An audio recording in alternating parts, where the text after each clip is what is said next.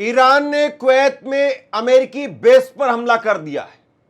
खबर यहां तक है कि ईरान ने अमेरिका के एक बड़े फाइटर जेट को ईरान के बुशर शहर के पास में मार गिराया है।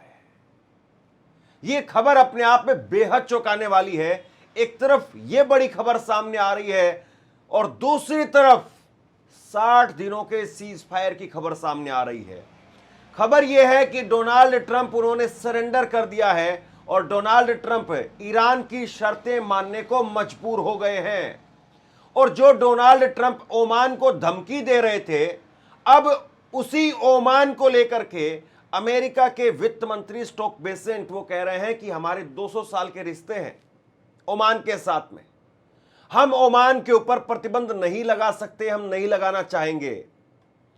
दरअसल ये जो कुछ हो रहा है इसको समझना बहुत जरूरी है कि किस तरीके से अमेरिका और ईरान की लड़ाई में न केवल अमेरिका का नुकसान हुआ है बल्कि अमेरिका के जो अपने दोस्त थे वो भी दुश्मन बन गए। यानी जो उसके पास में सोशल वेल्थ थी वो सोशल वेल्थ खत्म हो गई है। उसकी इकोनॉमी के ऊपर, उसके हथियारों के ऊपर तो वार किया ही किया है, उसके गुरूर को तो ईरान ने तोड़ा ही तोड़ा है, लेकिन उसकी सोशल वेल्थ को इजराइल के अपने दोस्त वो बदल गए, दुश्मन बन गए। और ऐसे में अब कुवैत के अंदर ईरान का ये हमला अपने आप में बहुत कुछ कहता है। सबसे पहले आप अपनी स्क्रीन पर ये अल जजीरा की खबर आप देखिए और अल जजीरा की इस खबर में ईरान के सरकारी मीडिया के हवाले से लिखा गया है, जिसमें लिखा है ईरान के सरकारी मीडिया ने दावा किया है कि देश के दक्षिणी शहर बुशहर के पास में अमेरिकी विमान को नष्ट कर दिया गया है। यह जानकारी बुशहर प्रांत के स्थानीय अधिकारियों के हवाले से दी गई है। आप मत भूलिएगा कि बुशहर वो शहर है जहां पर ईरान का परमाणु ठिकाना था। अभी है या नहीं है कहा नहीं जा सकता है, लेकिन जो नितांज, बुशहर, इस्फान, जहां पर अमेरिका ने 12 रोजे जंग में हमले किए थे, B-2 बॉम्बर विमान से बम वहां पर गिराए थे, उसी बुशहर शहर के पास में यह विमान नष्ट कर दिया गया है, मार गिराया गया है, इस प्रकार के दावे हैं। और यह भी याद रखिए कि बुशहर शहर वो शहर था जहां पर इस 40 दिनों की जंग के दौरान, शुरुआती जंग के दौरान मिसाइलें गिरी थी बुशहर शहर के पास में और लोग सड़कों पर निकल करके आ गए थे और लोगों ने अल्लाह अकबर के नारे लगाने शुरू कर दिए थे। अब फिर से उसी बुशहर शहर पर अटैक किए, एक तरीके से आप यूं कह सकते हैं करने की शायद अमेरिका की तैयारी थी, या फिर अमेरिका वो ईरान के एयर स्पेस के अंदर घुस रहा था। खबर यह भी है कि अपने जहाज का रडार वो ऑफ किया हुआ था और ऐसे में उसको मार गिराया है। लेकिन अमेरिका के सेंट्रल कमांड ने इसका इनकार किया है इसको, और इसके बारे में कहा है कि ये मनगढ़ंत बातें हैं, इसके ऊपर पुष्टि अपनी तरफ से नहीं दी है, ये अमेरिका ने किया है। लेकिन अमेरिका के ऊपर आप विश्वास कैसे कर सकते हैं? अमेरिका का तो दावा पहले भी बहुत बार झूठा साबित हुआ है। जो आज अमेरिका कह रहा है कि नहीं बुशहर के अंदर हमारा कोई फाइटर जेट नहीं मारा गया है, हमारा कोई विमान नष्ट नहीं हुआ है, तो ये पहले भी तो झूठे साबित हुए हैं। याद करिए इस 40 रोजे जंग के दौरान पहले जब 3 विमान मार गिराए गए थे, उस वक्त में अमेरिका ने कहा था कि कुवैत ने ये फ्रेंडली फाइट में एक तरीके से हमें मार दिया है, हमने उनको एयर डिफेंस सिस्टम दिया था और इनको चलाना नहीं आ रहा था और इसीलिए हमारे 3 विमान गिर गए थे। अब बताइए भला ऐसा भी हो सकता है कि और 3-3 विमान, एक नहीं, 2 नहीं, बल्कि 3-3 विमान उनके गिर गए, और ये 40 दिनों की जंग के शुरुआत में हुआ था। अब जो विमान मार गिराया गया है, ईरान का दावा है, उस पर अमेरिका का क्या कहना है सुनिए आप। अमेरिकी सेना ने कहा है कि ईरान के बुशहर शहर के पास में किसी भी अमेरिकी विमान को मार गिराए जाने की खबर गलत है। सेंट्रल कमांड की तरफ से भी यही दावा किया गया है कि जो क्लेम किया जा रहा है ईरानी स्टेट टीवी की तरफ से वो पूरी तरह से गलत है। अमेरिका का कोई भी फाइटर जेट वो शूट डाउन नहीं किया गया है, ये इनकी तरफ से कहा गया है। लेकिन ये बात तो ये मान रहे हैं कि भैया ईरान बहुत मजबूत स्थिति में है, ईरान के साथ में आपको डील करनी पड़ रही है।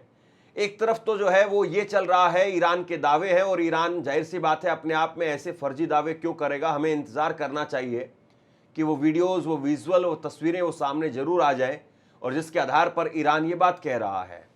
तो एक तरफ ये सब कुछ चल रहा है और दूसरी तरफ 60 दिनों का सीज फायर। और सबसे बड़ी बात ये है कि 60 दिनों का जो सीज फायर होने जा रहा है, जिसके बारे में बहुत सारी डिटेल्स सामने आ चुकी हैं, और उसमें ईरान की शर्तें जो थी वो मानी गई हैं, और उसमें यह कहा गया है कि 60 दिनों का सीज फायर होगा, और 60 दिनों के सीज फायर में 30 दिन ईरान अपनी समुद्री माइंस को खुद हटाएगा।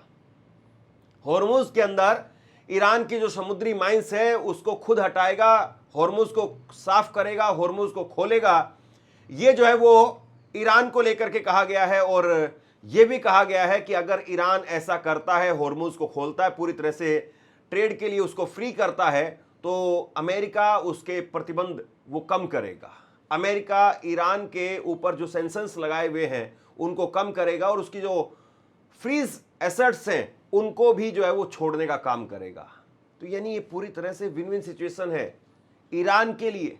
और ईरान ने यह भी कहा है कि हम अपने एनरिच्ड यूरेनियम को लेकर के आगे बात करेंगे, फिलहाल हम सिर्फ इतना वादा करेंगे आपसे कि हम परमाणु हथियार नहीं बनाएंगे। ये बात तो पहले दिन से कह रहे थे, फतवा जारी कर रहे थे, उल्टा अपनी तरफ से फतवा जारी करके कह रहे थे कि हम परमाणु हथियार नहीं बनाएंगे। अब कुल मिलाकर के आप देखिए कि जिस तरीके की स्थिति है, ऐसी स्थिति में निश्चित तौर पर अमेरिका बहुत बुरी तरह से इस जंग के अंदर ना केवल फंसा हुआ नजर आ रहा है, बल्कि उसकी साख वो भी चकनाचूर हो गई है। एपी की रिपोर्ट्स के मुताबिक अमेरिका ईरान 60 दिनों के cease fire MOU memorandum of understanding पर सहमत हो गए हैं। हालांकि अमेरिकी राष्ट्रपति डोनाल्ड ट्रंप की अंतिम मंजूरी अभी बाकी है। रिपोर्ट्स के मुताबिक समझौते का मकसद संघर्ष विराम बढ़ाना है और ईरान के परमाणु कार्यक्रम पर औपचारिक बातचीत शुरू करना है। प्रस्तावित समझौते के तहत होर्मुज में जहाजों की आवाजाही बिना रोक-टोक जारी रहेगी।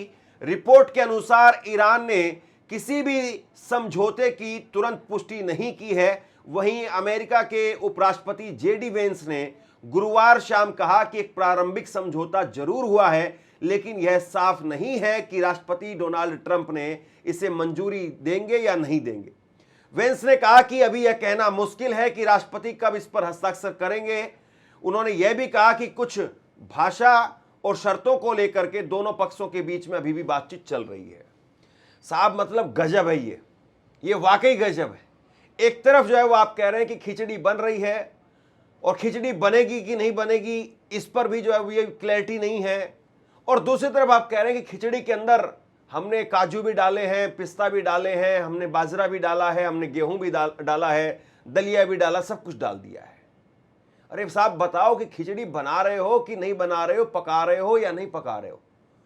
एक तरफ खुद कह रहे हैं कि 60 दिनों का सीज फायर होगा, 60 दिनों के सीज फायर में होर्मुज को खोल देंगे, सारी बातें कही जा रही है, और दूसरी तरफ कह रहे हैं कि ट्रंप पता नहीं इस पर साइन करेंगे कि नहीं करेंगे। ये मतलब गजब एक तरीके से आप ये कहिए जोकर शब्द जो है वो यहां पर इस्तेमाल करना चाहिए कि गजब जो है वो जोकरगिरी यहां पर हो रही है। पता नहीं चल पा रहा है कि हाथ किधर है, पांव किधर है, सिर किधर है। जैसे जोकर का पता नहीं चलता है कि वो उल्टा कैसा है, सीधा कैसा है। जब आप छोटे होंगे स्कूल के अंदर आपने गुरु चेला जरूर खाई होगी, और उसमें ऐसा करो तो भी उसका सिर नजर आता था, ऐसा करो तो भी सिर नजर आता था। तो अमेरिका का पता नहीं चल रहा है कि अमेरिका का हाथ पांव किधर है, सिर किधर है, धड़ किधर है। यानी अमेरिका के अंदर क्या बात सही है, क्या गलत है, पता ही नहीं चल पा रहा है।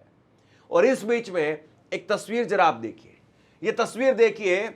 पीट हेगसेथ ये वही शख्स है जो इजराइल के अंदर जाकर के हुंकार भरने का काम कर रहे थे कि हम ऐसा कर देंगे, हम वैसा कर देंगे, लेकिन अब खुद जो है वो हुंकार भरनी पड़ रही है अपने सैनिकों के साथ में। पीट हेगसेथ वो रक्षा मंत्री हैं, और पीट हेगसेथ को उतरना पड़ा है अपने सैनिकों के बीच में, और सैनिकों के बीच में उतर करके वो अपने सैनिकों के अंदर उत्साह भरने का काम कर रहे हैं। उनके सैनिक इतने नाराज हो गए हैं, बहुत सारी खबरें पहले भी सामने आ चुकी है, मैंने आपको पहले भी बताई है कि कैसे जेराल्ड फोर्ड में आग लग गई, फिर यह कहा गया कि जेराल्ड फोर्ड में हमला हो गया, फिर यह कहा गया कि नहीं जेराल्ड फोर्ड में हमला नहीं हुआ है, कुछ सैनिक आपस में लड़ पड़े, फिर यह कहा गया कि जेराल्ड फोर्ड के अंदर जो है वो वॉशिंग मशीन, जहां पर वॉशिंग एरिया होता है, वहां पर आग लग गई। कितनी झूठ जो है वो कब तक कैसे बोलेंगे ये, और आप कैसे भूल सकते हैं उस बात को कि अमेरिका के अंदर बहुत बड़ी संख्या में जो पूर्व सैनिक थे वो सड़कों पर आ गए थे, नारेबाजी उन्होंने की, गिरफ्तार कर लिया गया, सैकड़ों की संख्या में पूर्व सैनिकों को गिरफ्तार किया गया, और वो सिर्फ और सिर्फ एक बात कह रहे थे कि ईरान के साथ में हमारी कोई लड़ाई नहीं है, हमारे सैनिकों को, हमारे बच्चों को, हमारी महान सेना को आप ईरान में लड़ने के लिए मत भेजिए। लेकिन पीट हेगसेथ, स्टीव विटकोफ जे और इसके साथ में स्टोक बेसेंट, आप ये तमाम वो नाम हैं, डोनाल्ड ट्रंप तो खुद हैं ही, ये तमाम वो नाम हैं जो लगातार इजराइल के इशारों पर ना केवल नाचते रहे बल्कि इजराइल के इशारे पर एक तरीके से आप यूँ कहिए कि जिस तरीके से इन्होंने अमेरिका की पूरी सेना को ईरान के अंदर झोंक दिया, अरब देशों में उसका जो इन्वेस्टमेंट था उसको ख़त्म करवा दिया, ये अपने आप में बहुत कुछ कहता है। एक बात बिल्कुल साफ तौर पर समझिए, ईरान की ताकत कमज़ोर नहीं हुई है, ईरान की ताकत बड़ी है। ईरान ने इस युद्ध से सीखा है। ईरान जो बरसों बरस से अपनी तैयारी कर रहा था उसको मुकम्मल किया है। ईरान की जो बरसों बरस की तैयारी थी उसको अब एक और नई धार दी है। और ईरान ये कह रहा है कि साहब हम समझ गए हैं इस बात को कि जब जब शांति की बातें कही जाती है, जब जब खामोशी दिखाई देती है, तब तब आप ये मत मानिए कि किसी प्रकार का समझौता हो रहा है। आप ये मान करके चलिए कि जब शांति की बातें हो रही है या सन्नाटा कहीं पर दिखाई दे रहा है तो अंदर खाने कुछ न कुछ चल रहा है। और ईरान ने कई सारे सबक लिए हैं इस युद्ध से, कहां पर उसकी ताकत थी, कहां पर उसकी कमजोरी थी, इन सारी चीजों को ईरान ने देखा है भली भांति। और ईरान दुगनी ताकत के साथ में अब पलटवार कर सकता है। उसकी ना केवल वैचारिक तौर पर जो ताकत है या उसके अवाम के बीच में जो वैचारिक समझ है, वैचारिक तालमेल है, वो मजबूत हुआ है, बल्कि उसके साथ साथ उसकी जो सैन्य शक्ति है वो भी कहीं ना कहीं बढ़ गई है। और अमेरिका एक तरफ जो है वो कमज़ोर पड़ा है, उसके अपने साथी इटली, स्पेन, ये सारे जो है उससे एक एक करके मुंह मोड़ गए। इटली की प्रधानमंत्री जॉर्जिया मेलोनी ने तो किस तरीके से जो उनको मेलोडी खिलाई हम सब ने देखा, कैसे धज्जियां उड़ा दी अमेरिका की जॉर्जिया मेलोनी ने। स्पेन के राष्ट्रपति पेड्रो, उन्होंने कैसे धज्जियां उड़ा दी। और इजराइल में अपने दूतावास बंद कर दिए। तो ये कुल मिलाकर के आप ये देखिए कि ईरान ने जो है वो बहुत बुरा हाल कर दिया है इनका। और ईरान वो ये कह रहा है कि अभी भी हम सबसे पहले हॉर्मुज़ अपने ऊपर जो प्रतिबंध लगाए गए हैं वो, और हमारी जो संपत्ति फ्रीज की गई है वो, इन तीनों पर बात करेंगे। हम एनरिच्ड यूरेनियम पर अभी बात नहीं करेंगे, ये ईरान कह रहा है। अब इसके बाद में जिस तरीके से ईरान की ताकत बढ़ी है, जिस तरीके से ईरान का रुतबा बढ़ा है, ये अमेरिका के लिए चैलेंजिंग है कि किस तरीके से जो है वो इस युद्ध को अब वो आगे लेकर के जाए। क्योंकि मिड टर्म इलेक्शन सामने है। ट्रंप भले ही कह रहे हो कि मुझे कोई फर्क नहीं पड़ता है, लेकिन दुनिया जानती है कि अगर राजनेता आदमी भी सच बोलने लगे तो फिर इस धरती से झूठ जो है वो खत्म हो जाएगी। तो ऐसे में कुल मिलाकर के ईरान का पलड़ा ना केवल मजबूत है, भारी है, बल्कि ईरान जिस तरीके से हमले कर रहा है, अभी सीज फायर में जब बातें हो रही हैं तब भी हमले लगातार जारी हैं। हॉर्मुज़ के पास हमला हुआ तो ईरान ने पलट करके हमला किया। अब कुवैत के अंदर ये हमला हुआ है, हालांकि इसका अभी इंतज़ार करना चाहिए। ईरान ने सरकारी तरफ से, अपनी तरफ से सरकारी जो चैनल है उनके, वो दावा किया है, लेकिन फिर भी इंतज़ार करना चाहिए। ये युद्ध कम से कम साफ तौर पर दिखाई दे रहा है कि अगर ख़त्म होगा तो ईरान की शर्तों पर ख़त्म होगा।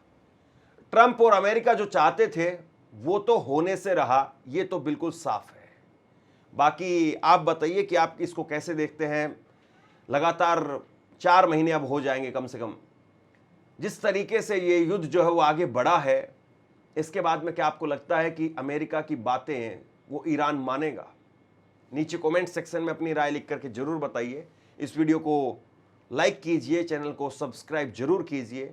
अगर आपको हमारा काम पसंद आता है तो थैंक्स बटन का प्रयोग करके आर्थिक तौर पर हमें कुछ मदद जरूर करिए। शुक्रिया, थैंक यू।